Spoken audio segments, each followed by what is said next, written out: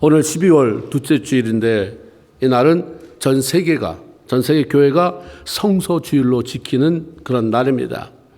우리에게 성경을 주신 하나님 앞에 감사하며 이 성경을 더욱더 가까이 하며 살아야겠다. 그것을 다짐하는 주일이고요.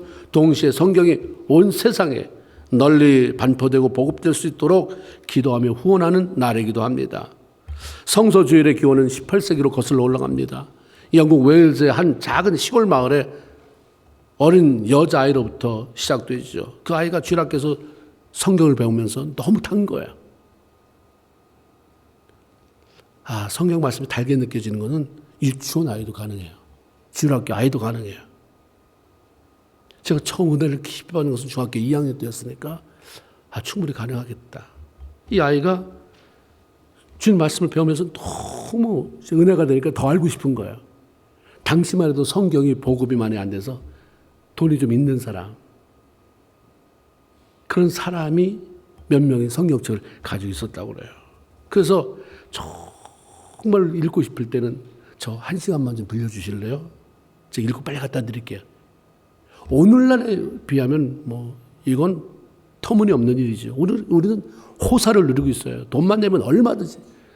제가 알기로는 집에 몇 권씩의 성경책이 있을 거예요. 자꾸 이렇게 하니까 미안하기도 하고, 그래서 이 아이가 속으로 생각을 하죠. 나 나무대다 팔고 닭도 키워서 팔고 계란도 갖다 팔고 하면서 모았다가 내 성경 내 거 사야지. 그래서 애가 조금씩 어린아이가 돈을 모아봐야 얼마나 모으겠습니까? 근데 모으는데 아버지가 아픈 거예요. 자꾸 아버지가 아프니까 자기 거 조금이라도 약값에 보태야 되니까 털어버리고. 그래서 자기가 원하는 알아낸 그 성경책 값이 모아지는데 6년이 걸렸대요. 그 6년을 가지고 모았다가 그 성경을 취급하는 목사님한테 막 먼 길을 달려간 거예요. 그래서 목사님, 나 돈 모았는데 성경 주세요. 했는데, 이제는 더 이상 그 성경 여기서 안 팔어. 성경이 보급이 잘 안 돼서 그건 다 없어졌다. 야. 그 아이가 거기서 터득 주저앉더니 대성통곡을 하더라는 거예요. 막 울어요. 당황도 하기도 하고 너무 한편으로는 안 됐기도 하고 기특하기도 해서 목사님이 자기 성경책 줬다는 거예요. 그때 애가 그렇게 춤을 추면서 신발을 벗어서 가는데 이게 마음에 큰 짐도 되고 깨달음이 됐어요. 그래서 이거를 이제 목사님한테 알려서 우리가 성경을 좀 더 보급해야 되지 않느냐. 성경을 가지고 싶어 하는 사람은 그렇게 많은데 성경이 모자라니까 우리가 이렇게 하자. 그래서 성서 공회가 이제 시작된 거죠. 그러면서 이게 보급돼서 한국에도 대한성서 공회가 그렇게 만들어졌고요. 우리나라에는 성경이 선교사가 들어오면서부터 한 14년 정도 걸려서 성서 주일이 그렇게 만들어졌다고 그래요. 굉장히 한국 사람이 말씀을 사모하는 민족이라고 그러더라고요. 예수 탄생을 기다리는 이 절기, 대림절 기간에 성서 주일이 껴있다. 이것은 굉장히 의미가 깊습니다. 예수는 육체를 입고 이 땅에 오신 하나님의 말씀이기 때문입니다. 요한복음 1장에 보면 다른 데는 예수님이 마구간에 태어났다 나오지만 요한복음에는 그런 기사 안 나와요. 말씀이 육신이 되어 우리 가운데 거하심에 우리가 그의 영광을 보니 아버지의 독생자의 영광이요 은혜와 진리가 충만하다. 말씀이 오셨다 이렇게 얘기해요. 아기 예수가 탄생했다.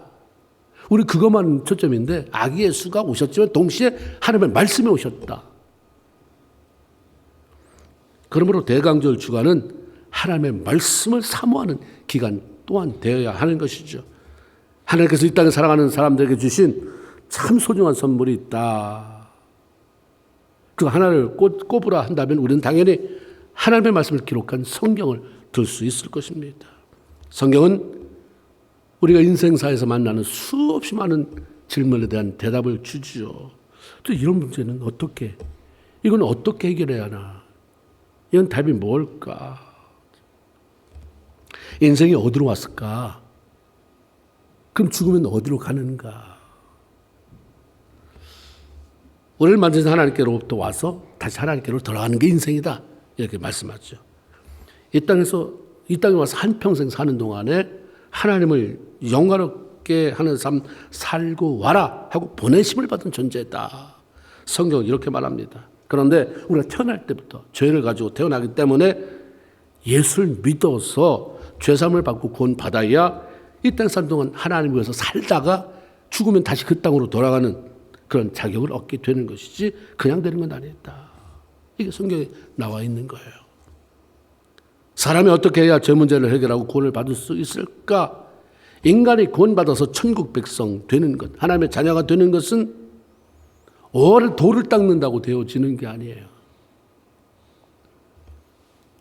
하나님께서 성경을 통해서 우리에게 열어주실 때, 닫혔던 것을 열어주실 때, 계시해 주실 때, 말씀을 통해서 알려주실 때 가능한 거죠. 그래서 디모데후서 3장 15절에 성경은 능히 너로 하여금 그리스도 예수 안에 있는 믿음으로 말미암아 구원에 이르게 하는 지혜가 있다.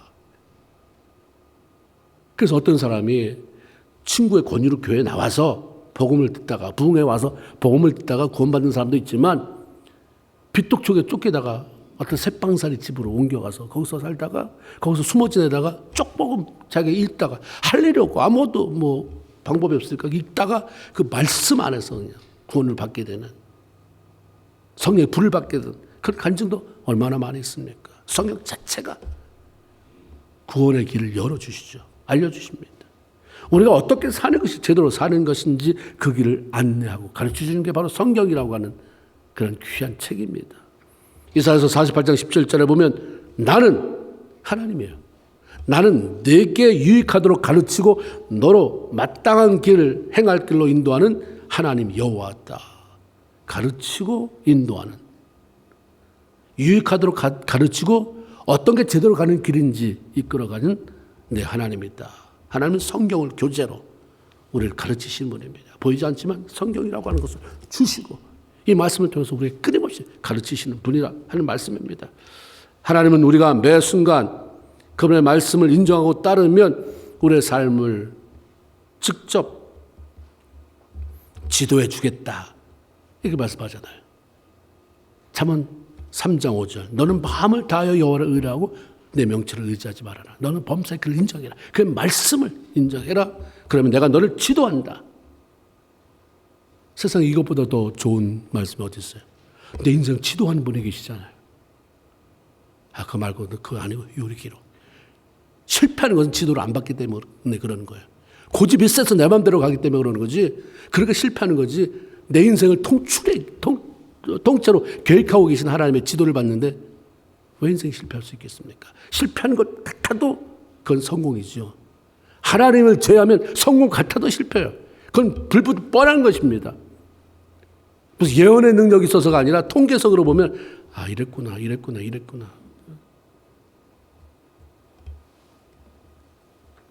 성경을 통해 하나님의 지도를 받으며 살아가는 자가 인생의 성공자가 되는 것은 당연할 수밖에 없는 것입니다. 성경은 우리가 평탄한 삶을 살아가는 비결에 대해서 말씀하세요. 오늘 본문은 하나님께서 여호수아에게 들려주신 약속의 말씀인데 그 안에 그게 들었어요. 평탄한 삶, 형통하는 삶의 비결이 뭔지 아느냐? 그 조건이 뭔지 아느냐? 모세가 죽은 후에 여호수아가 모세의 뒤를 이어서 이스라엘 백성들을 이끄는 지도자가 되었습니다. 애굽에서 해방이 되고 홍해를 건너고 광야를 통과한 이스라엘 백성들을 하나님이 약속하신 그 약속의 땅, 목적지인 가나안 땅으로 인도해야 할 사명이 그에게 주어졌습니다. 모세를 뒤이어서 다 봤잖아요. 애굽에서부터 10가지 재앙을 내려오게 한 그런 능력이 모세를 통해서, 모세 지팡이를 통해서 홍해가 갈라지는 것 다 봤어요. 그분이 이제 죽었잖아요. 그 임무를 내가 맡아야 된다. 보통 두려운 게 아니에요. 얼마나 두렵겠습니까? 얼마나 큰 부담이 있었겠습니까? 그것도 두려운데 이 백성을 이끌고 가나안 땅으로 들어가서 다 레디 되어 있는 데 간 게 아니라 정복 전쟁을 해야 되잖아요. 거기 살고 있는 토착민, 그 강한 싸움에 능한 자들 더불어서 정복 전쟁을 치러야 할 것을 생각하니까 얼마나 마음이 편편치 않겠습니까?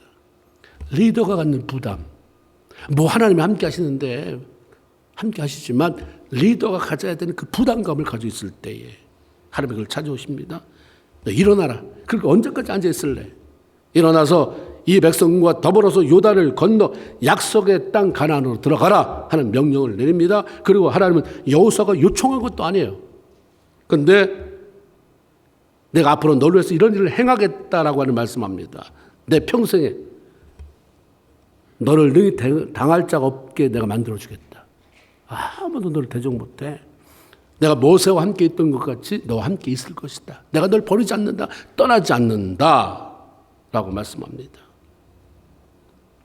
그래서 그 결과로 여호수아야 너는 형통하게 될 것이다. 네 삶이 평탄하게 될 것이다.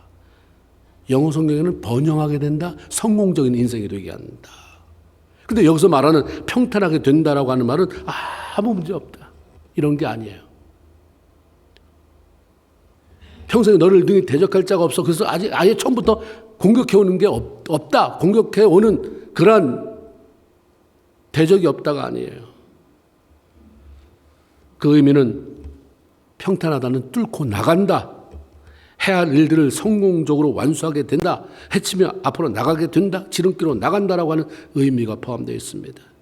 이 말씀은 여호수아가 비록 강대한 토착민들을 대상으로 싸우게 되지만 싸운다. 싸워서 피도 흘리겠지. 싸우면서 말할 수 없는 스트레스도 받겠지. 그러나 결국은 정복하게 된다. 약속의 땅을 차지하게 된다. 왜? 내가 너와 함께 하기 때문에.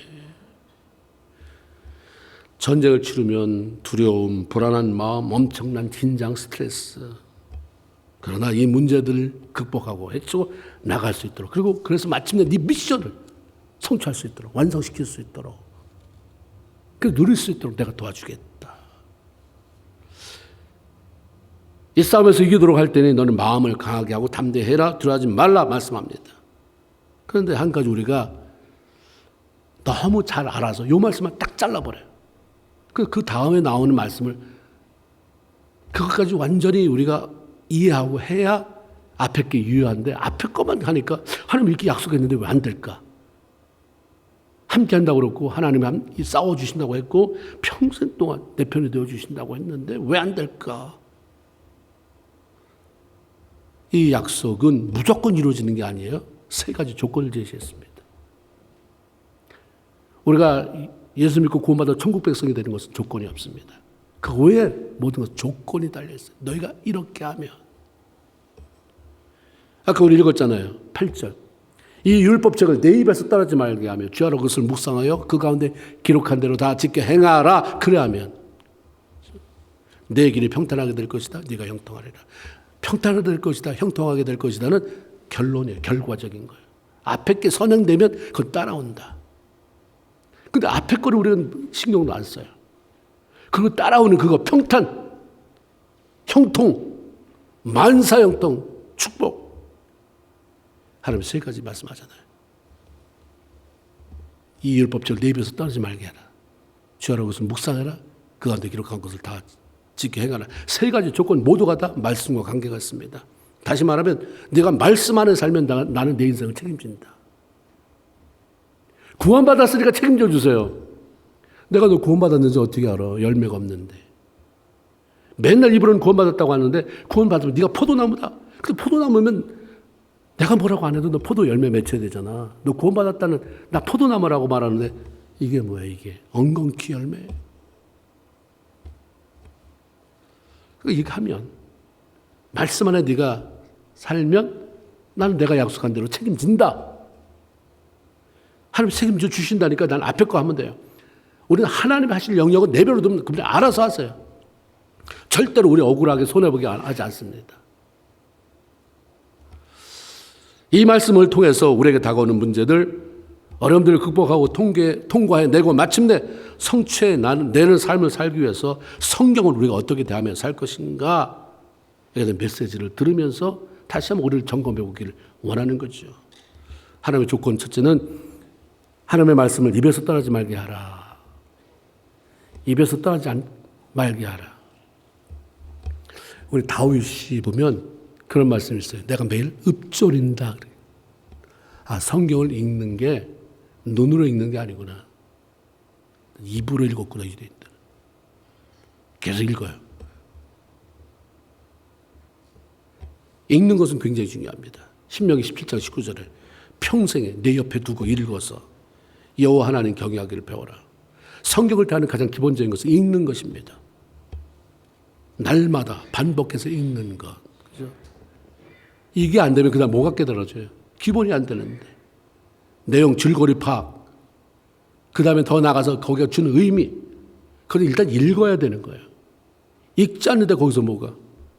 우리는 이상한 간증을 너무 많이 들었어요. 어느 날 꿈속에 말씀이 왔는데 한 번도 성경을 안 읽었는데 막 두루마리가 펴지더니 말씀이 있어서 깼는데도 생생하고 찾아보니까 그 말씀이 있었고 그걸 해보니까 됐다. 그런 간증이 우리한테 해당이 될까? 얼마나 많은 사람이 그런 경험을 하게 될까? 줬잖아요. 읽으라고. 놀랍게 저희 할머니가 국민학교 문턱에도 안 가보신 분이에요. 한글을 모르시는데 성경만 읽어요. 아, 성경은 읽게 돼 있구나. 맘만 먹으면 글도 띄어지는구나.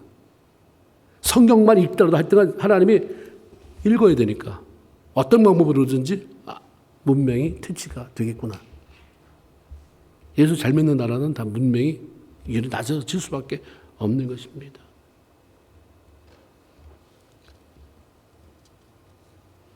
우리가 날마다 밥 먹여서 읽어가면서 하나님을 점점 잘 알아가고 그분을 어떻게 제대로 섬길 수 있는지를 배워가라. 하나님 이렇게 말씀합니다. 마가복음 12장 24절에 보면 예수님께서 말도 안 되는 이상한 소리를 하는 유대인이라고 말하면서 이상한 소리를 해대는 그런 사람들을 향해서 하신 말씀이었어요. 너희가 성경도 하나님의 능력도 알지 못함으로 오해함이 아니냐 이런 말씀. 성경을 읽지 않으면 하나님이 어떤 분인지 모르니까 모르면 오해하죠. 저 사람이 나에 대해서 모르는데 그것도 잠깐 있어지는 하나 두 개 가지고서 오해해요. 알지도 못하면서 관계 속에서 그런 게 얼마나 많습니까? 알지도 못하면서 그냥 눈에 싹 스치고 간 거 그거 보고서 오해할 때가 굉장히 많은데 주님 그러잖아요. 네가 성경도 모르면서 내가 어떤 능력에 하나님이 어떤 능력의 소유자이신지도 모르면서 네가 참 오해하고 사는구나. 누구를 오해하면 절대로 관계가 가까워질 수 없습니다. 오해하는데 맨날 의심하고 볼 거 아니에요. 오해하니까. 주님 믿어지지도 않고 맨날 오해하는데 마침부터 끌려든 가는데 오해가 너무 많아요. 무슨 관계가 깊어지겠습니까? 관계가 깊어지지 않고 친하지도 않는데 뭘 그렇게 쏟아져 부어지겠습니까? 신앙생활을 제대로 하지 못하고 하나님께서 주시는 놀라운 유익들을 제대로 누리지 못하는 이유가 한데 하나는 성경을 몰라서 그러는 거예요. 하나님이 어떤 분인지 모르고 오해하기 때문입니다. 성경을 통해 하나님이 얼마나 능력이 많으신 분인지 얼마나 많은 자원을 가지고 있는지 얼마나 이 많은 자원을 하나님과 관계가 바로 된 사람 친밀감의 관계에 있는 사람 하나님을 사랑하는 사람에게 부어주시는 분인지를 알려주잖아요. 하나님은 이스라엘 백성들이 광야를 지날 때에 하늘에서 만나를 내려주셔서 그때 일용할 양식이 되게 하셨어요. 데이 바이 데이예요. 이것은 오늘날 우리에게 주신 영의 양식, 하나님의 말씀, 성경에 비유할 수가 있겠습니다. 하나님은 이 영의 양식, 일용할 양식, 만나를 일주일씩 주지 않았어요. 여러분 누군가에게 쌀 한 대박씩 매일 준다고 쳐보세요. 오는 사람도 힘들고 주는 사람도 귀찮을 거예요. 어차피 줄 건데 야 매일 오지 마. 귀찮다 야. 일주일씩 가져가. 일주일씩. 하여튼 아껴서 먹든 뭐하든 네가 알아서 일주일 먹고 일주일 다음에 와. 보통 그럴 거예요. 하나님은 매일에 매일. Day by day. Every day. 그리고 이 양식은 가나안 땅에 들어가서 자기들이 농사를 져서 양식을 먹게 될 때까지 계속 주어졌습니다.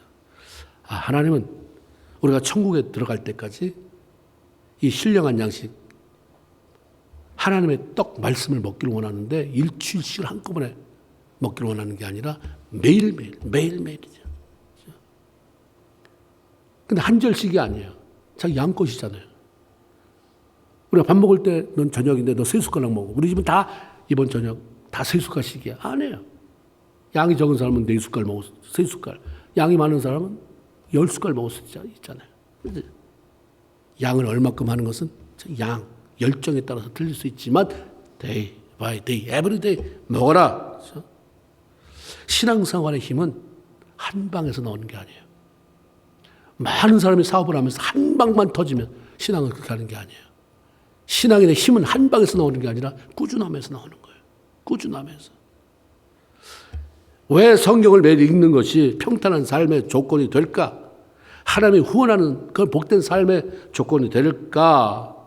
그것은 하나님의 말씀에 대한 관심의 표현이기 때문입니다. 매일 성경 읽는다는 것은 하나님에 대한 관심이 있다는 거죠. 관심이 있는 사람은 더 알아보게 되죠. 성경 읽는다는 것은 읽었다 안 읽었다를 떠나서 주님은 네가 교회는 다닌다고 수도 없이 다녔는데 나한테는 관심이 없구나. 날 사랑한다고 한다면 내가 보낸 편지를 최소한 읽어봐야지. 어떻게 뜯어보지도 않을 때 책상 위에 올려 있느냐. 어느 날 그 사람 왔다고 칩시다. 맨날 전화로는 사랑해. 너 없으면 못 살아. 내가 편지 보냈는데 봤어? 근데 지난달에도 10통 보냈는데 와봤는데 편지가 소로록 쌓였어요. 뜯어본 손때가 하나도 안 닿았다. 뭐라고 변명할 것인가? 성경은 우리 그렇게 얘기하잖아요. 하나님의 사랑의 편지다. 그러면 일단 1차적으로 사랑의 편지. 이게 뭔 말인가? 이게 도대체 무슨 말이야? 날 좋아한다는 거야? 헤어진다는 거야? 1차적으로 읽어봐야 할 거 아니에요? 읽어봐야. 그렇죠? 누구 말에 관심을 기울이고 그 사람에게 마음을 열면 가까워져요. 하나님도 마찬가지예요. 말씀에 관심을 두고 그러면 하나님이 친해져요. 그게 평탄한 삶을 향한 하나님의 후원이 부어지는 조건이 된다. 두 번째는 하나님의 말씀을 주야로 묵상해라. 묵상은 소가 음식을 먹어서 자기 위에다가 집어넣고 그래서 완전히 소화시키기 위해서 꺼집어내서 되새김질하는 것과 똑같아요. 소는 위가 4개라고 말하잖아요. 소처럼 먹는다, 많이 먹는다 이 말이에요. 많이 먹는 걸 어떻게 소화시키는가? 소는 위가 4개래, 4개. 다 나눴다가 계속 밤새도록. 외양간 있는 집에 살아본 분은 아시겠지만 밤새도록 소리 들리잖아요. 소가 그 씹는 소리가 들려요. 밤새도록. 묵상은 말씀의 의미를 이해하고 그 안에 들어있는 하나님의 뜻을 제대로 깨닫기 위해서 말씀을 반복적으로 생각하며 내 안에 머물게 하는 것입니다. 하나님의 뜻을 온전히 깨닫고 그분 뜻대로 살고자 하는 마음이 없으면 묵상이 안 돼요. 묵상은 하나님의 말씀을 통해 그분의 음성을 듣는 것입니다. 읽는 것 다음에는 들어야 되잖아요. 읽는 것이 아는 것과 연결은 되지만 하나님의 음성으로 나를 향한 하나님의 개별적인 음성으로 들어오는 것은 묵상이 돼야 돼요. 묵상. 왜 그러셨을까? 이 말씀을 왜 내게 생각나게 하실까? 묵상은 말씀을 행동으로 옮기기 전에 꼭 있어야 될 과정입니다. 묵상이 없는 사람에게 어떻게 행동 기대할 수가 없어요. 시편 1편 2절에 보면 복 있는 사람이 누구냐? 여호와의 율법을 즐거워하여 그 율법을 주야로 묵상하는 자로다. 묵상은 하나님의 말씀을 좋아하고 사모하는 사람들이 하는 것이기 때문에 말씀 묵상을 평탄한 삶의 또 다른 조건 속에 넣어두셨다. 우리가 이렇게 볼 수가 있겠습니다. 또 하나는 하나님의 말씀을 지켜 행하라. 이렇게 우리에게 명령하십니다. 성숙한 신앙인들의 성경 읽기는 단순한 지적 호기심이 아니에요. 시작은 굉장히 중요하죠. 지적 호기심. 도대체 뭐라고 써 있는 거야 이게. 그렇지만 그걸 지나서 좀 더 성숙해지면 지적 호기심을 뛰어넘어서 하나님 말씀에 순종하기 위한 목적을 가진 성경을 읽는 것입니다. 내가 성경을 얼마나 많이 읽는데가 아니라 내가 순종. 많이 읽었으면 그만큼 많이 읽었다고 말하는 사람은 많이 순종해야 돼요. 많이 사랑받은 자가 많이 사랑해야 되잖아요. 그 주님 원리예요. 많이 받은 자가 많이 나눠야 돼요. 많이 읽었어요? 많이 깨달았어요? 많이 순종해야지. 그렇죠? 그거예요. 하나님의 말씀을 지켜 행한다는 것은 순종으로 실천하는 삶을 의미합니다. 야고보서 1장 25절입니다. 자유롭게 하는 온전한 율법을 말씀을 들여다보고 있는 자는 듣고 잊어버리는 자가 아니라 실천하는 자니 그 사람은 그 행하는 일의 복을 받으리라. 실천, 말씀을 실천, 행한다, 순종한다는 말씀이 한다고 행하는 게 순종 아닙니까? 하나님은 많은 성도들이 하나님께 드리는 사랑 고백이 진짜인지 가짜인지를 분별하는 기준을 어디에 두겠습니까? 수많은 사람들이 맨날 주님 사랑해요 얘기해요. 거룩하신 하나님이라고 하는 말은 뭐 느끼기도 전에 입에서 나오잖아요. 하나님 사랑합니다. 뭐 이런 말 잘 나오잖아요. 그 기준을 어디다 두실까? 네가 나 진짜 날 사랑하는구나. 너 입버릇처럼 사랑한다고 말은 하지만 아니구나. 진짜와 가짜. 분별하는 기준 중에 하나는 즐겨 순종하느냐 아니냐에 달려 있습니다. 이사야 1장 19절에 너희가 즐겨 순종하면, 하나님 순종도 좋아하지만 즐겨. 마지못해 징징 짜면서 하지 말아라 이 말이에요. 주님이. 이제 그렇게 하지 마세요. 우리 너무 물량주의, 이제 물량을 이제 치워버리고, 이제는 지금은 물량이 아니라 퀀티티가 아니라 퀄리티예요. 양이 아니라 이제 질이에요. 좀 질 좀 찾아가야 돼요. 마지막에 징징대고 예수 믿는 게 아니라 내가 지금 누구를 위해서 예수를 믿는데, 주님 안에 오늘 오신다고 한다면, 내 인생이 여기서 끝나버린다고 한다면 나는 진정한 퀄리티가, 퀄리파이드가 된 사람인가. 그렇죠? 내가 즐겨 순종하면 아름다운 소산을 먹을 것이야. 즐겨 순종하면 아름다운 소산, 아름다운 하나님의 자원을 풀어놓겠다라고 말씀하죠. 즐겨 순종, 즐거운 마음으로 순종하는 것은 신앙생활에 너무나도 소중해요. 내년부터는 즐겨하지 않으려면 하지 않는다, 이렇게 생각을 하세요. 그렇다고 해서 그걸 너무 즐기지는 마세요. 유익이 없으니까. 무슨 말이냐면 하지 않는다가 아니라 하는데 즐겨하게 해달라고 하나님 기도하라는 얘기예요. 즐겁게 해달라고. 그래야 하나님의 소산이, 즐겨 순종하면 땅이 아름다운 소산이잖아요. 천국의 복으로 안 해요. 하나님은 이 땅에 아름다운 소산을 풀어놓겠다고 주님 말씀하잖아요. 하나님께서 우리의 신앙을 평가하는 방법 가운데 하나는, 하나가 아니라 한 몇 가지 제가 알고 있는 것 중에 하나는 불 질러버리는 거예요. 불을 질러버리면 쓸데없는 거로 다 신앙생활에 왔으면 다 타버릴 거 아니에요. 그렇죠? 주님이 성경에 말씀하잖아요. 금, 은, 보석으로 집을 짓는 사람이 있고, 나무, 뭐 이파리, 풀, 집으로 집을 짓는 자가 있어서 주님 불을 질러본다고 그래요. 나무면 그게 내 열매인 거예요. 근데 그 다른 하나는 뭐냐면 무게를 달아보시는구나. 하나님은 무게를. 다니엘서 5장에 보면 바벨론 왕 벨사살이 하나님을 두려워하지 않습니다. 자기 아버지가 예루살렘 성전에서 그 하나님 앞에 예배드릴 때 쓰는 기물을 다 가져왔어요. 금그릇, 은그릇 이런 걸 다 갖다가 쌓아놨는데, 자기가 사랑하는, 자기가 좋아하는 그 신하들, 그런 사람들하고 파티를 열을 때 거기다 다 술잔으로 사용하잖아요. 밤에 파티 하는 거예요. 너무너무 좋아하면서. 자기 업적 성취한 걸 자랑하면서. 하나님 볼 때 하나님 무시당하는 거 가만 안 계시거든요. 하나님은 자기 명예를 스스로 지키시는 분이에요. 저기 죄인인 주제에 하나님의 기분을 뺏어다가 술 파티하고 하나님을 모독하니까 하나님이 야, 이거 심판이다. 갑자기 손가락이 나타나잖아요. 생각해 보세요. 기분 좋게 여기서 파티가 벌어지는데 손가락 하나가, 그래서 사람 손가락이 탁 벽에 나타나더니 막 글을 쓰는 거예요. 일단 생각만 해도 얼마나 징그럽고 소름 끼치는 일입니까? 글씨가 싹 써 있어요. 메네 대기를 우바르신. 뭔 뜻인지 몰라요. 그 나라의 최고의 박사학위를 가진 자 불렀는데 몰라요. 다니엘을 데리고 오잖아요. 다니엘이 읽어주고 해석해줘요. 메네 대기를 우바르신. 하나님의 왕을 저울에 달아보니 함량 미달이라. 그거 보세요. 저울에 달아봤다고 그랬어요. 하나님의 스케일이 있어요. 하나님만 쓰시는 저울이 있는 거예요. 하나님이 왕을 저울에 달아보니 함량 미달이라. 당신의 나라 바벨론이라는 나라는 이 시대가 여기 끝나게 만든다고 하시더라. 그 의미다. 그날 밤 벨사살 왕이, 그 말이 떨어지기가 무섭게 그날 밤에 벨사살 왕이 살해를 당해요. 그 철동 같은 그 문을 부수고 메데바사가 쳐들어오면서 페르시아 왕국으로 넘어가잖아요. 이건 역사적인 사실이에요. 하나님이 달아보실 때 무엇이 우리의 영적 무게를 가장 많이 나가게 만들까? 그렇죠?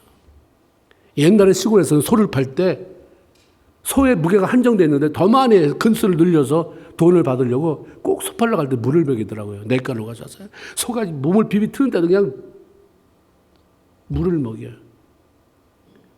다행히 저울에 올랐을 때까지 소가 오줌을 안 싸면 무게는 많이 나가는 거예요.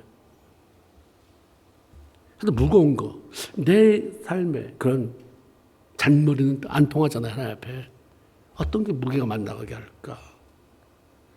하나님께서 기뻐하고 좋아하시는 일을 하면 무게가 많이 나가겠죠. 그럼 하나님은 뭘 좋아하실까? 시편 69편 잘 들으세요. 물과 곱이 있는 항소를 제물로 드리는 것보다 하나님의 이름을 찬송하며 감사하는 것이 하나님을 더 기쁘시게 한다. 이 말씀 하나. 두 번째, 사무엘상 15장. 순종이 제사보다 낫고 귀한 제물로 예배 드리는 것 너무 좋아서 하나님의 정성을 다해서 우리가 예물을 가지고 그 오죽했으면 하나님이 내 앞에 올 때 빈손 오지 말아라. 정성스러운 마음, 하나님을 향한 우리의 물질 하나님 기뻐하세요. 좋아하시지만 그보다 더 좋아하는 것은 내 감사다. 감사의 찬양이다. 그런데 그것보다 하나님이 더 낮게 여기는 것은 순종이다. 다 중요하지만 하나님 보실 때 순종이 다 포함되잖아요. 예배 잘 들어라. 그 말씀 순종하는 사람은 감사 찬양하면서 예배 드리겠죠. 예배 드리는 거 내가 좋아한다. 정신력과 진정으로. 그럼 정성껏 예물 가지고 나서 예배 드리겠죠. 순종 안에 다 포함돼요. 신명기 29장 9절. 그런즉 너희는 이 언약의 말씀을 지켜 행하라. 그러면 너희가 모든 일이 형통하리라. 언약의 말씀을 지켜 행하라. 순종해라. 여호수아서 1장을 통해서 하나님께서 저와 여러분 우리 성도들에게 주시는 메시지는 하나님의 말씀에 순종하면 하나님은 너희의 삶을 책임진다. 이거 한번 해보실 만하잖아요. 돈을 달라는 것도 아니고 이 사업을 위해서 무슨 방 하나 어떤 새방 하나 무슨 가게 하나 얻으라는 것도 아니고요. 무슨 자본금 투자하는 것도 아니고 지금 말씀은 그냥 순종해봐라. 근데 거기서 조금만 더 나가서 즐겨 순종해봐라. 무감각한 사람이 있습니다. 그보다 밑은 불순종이에요. 무슨 말만 하면 그냥 얼굴을 돌리면서 불순종하는 사람. 무관심. 마지못해 순종. 내 체면이 있으니까. 근데 최상은 즐겨 순종이에요. 즐겨 순종. 그러면 우리 삶을 책임진다. 내가 평탄하게 한다. 다시 말하면 내 삶에 여전히 문제가 있을 것이다. 이 땅에 사니까. 네 자식이 속썩이고 사업에 문제가 있을 거고 관계가 문제가 있을 것이지만 너를 공격해오는 수많은 게 있겠지만 그러나 결국 이기게 하겠다. 그렇게 주님 말씀하십니다. 하나님의 말씀대로 순종하는 사람에게 평탄한 삶을 약속하는 이유는 순종은 하나님을 사랑하는 표현이기 때문이에요. 요한복음 14장 21절에 나의 계명을 가지고 지키는 자라야 나의 말씀에 순종하는 자라야 나를 사랑하는 자니. 이거 제 얘기는 하나도 안 섞인 거예요. 하나님의 말씀이에요. 나의 계명을 내 말을 지키는 자가 순종하는 자가 나를 사랑하는 자다. 날 사랑하는 것을 뭐로 할 수 있느냐? 순종이에요. 부모를 사랑하면 순종하게 되겠죠? 물론 사춘기가 있어서 어쩔 수 없이 막 이 밸런스가 안 맞아서 뭐 그럴 수 있겠지만 성숙한 사람이 부모를 사랑한다고 한다면 순종이에요. 시편 119편 115절 주의 법을 말씀을 사랑하는 자에게는 구체적으로 이렇게 말씀을 해주세요. 주의 법을 사랑하는 자들에게 큰 평안이 있으리니 저에게는 장애물이 없으리라. 장애물이 없다는 게 아니라 장애물을 넉넉히 이기고 나간다. 이기고 나가니까 없는 거죠. 없다는 건 애초부터 주어지지 않는다는 게 아니라 이기고 나가는 거예요. 다 공짜 여기 하면 되는 거예요. 주의 법을 사랑하는 자에게는 큰 평안이 있으리니 그에게는 장애물이 없을 것이다. 이 땅에서 살아가는 동안 하나님의 말씀을 읽고 묵상하고 순종하며 살아가는 삶. 한번 세 가지 한번 얘기해 봅시다. 뭐죠? 율법책은 내 입에서 떠나지 말게 하라. 읽어라. 저것을 묵상해라. 그가 너 기록한 대로 지켜 행하라. 이걸 날 축복. 그러면 너 평탄하게 된다. 너 형통한다. 내년도에 수많은 플랜 그거 필요하지만 어쩌면 필요 없을 수도 있어요. 무슨 플랜을 세워야 되냐면 어떻게 내가 말씀을 읽을 것이냐. 어떻게 내가 묵상하면서 살 것이냐. 내 마음에 두고 그 말씀 속에서 하나님의 음성을 들으면서 살 것이냐. 어떻게 하면 내가 철저히 즐겨 순종하는 자가 될 것이냐에 대한 플랜을 세우세요. 그럼 내년에는 그렇게 여러분 지속적으로 나갈 수 있다고 한다면 2022년은 보장되는 거예요.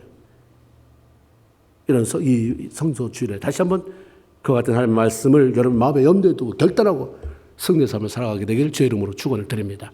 아멘. 하나님 감사합니다. 복된 성일에 저희들 불러주셔서 주님을 찬양하고 경배하게 하시고 말씀 듣게 하시니 감사합니다.